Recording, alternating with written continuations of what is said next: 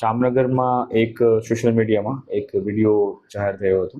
જેમાં એક નાની બાળકીને અને તેના ભાઈ સાથે એક મોટી ઉંમરનો વ્યક્તિ તેને રમાડવાના બહાને તેને ખોળામાં બેસાડીને તેમની સાથે જાતીય સતામણી કરતો હોય આ બાબતનો વિડીયો ધ્યાને આવેલો હતો. જેના આધારે Jamnagar city division police station દ્વારા આ જે તેની સાથે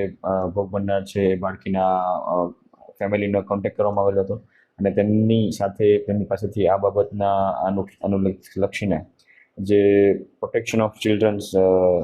ફ્રોમ સેક્સ્યુઅલ ઓફેન્સીસ એક્ટની કલમ 8, કલમ 12 તેમજ ભારતીય ન્યાય સંહિતાની કલમ 74 અને 75 મુજબનો ગુનો દાખલ કરવામાં આવેલો હતો અને જે અજાણ્યા ઇસમ જે વિડીયોમાં જણાવ્યા આવે છે તેના વિરુદ્ધ ગુનો દાખલ કરવામાં આવેલો હતો. જેના આધારે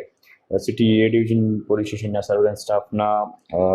police head constable Yogendrasinh Sodha તેમજ વિપુલભાઈ સોનાગરા એમના હ્યુમન ઇન્ટેલિજન્સ અને બાતમીદારના આધારે આ વ્યક્તિ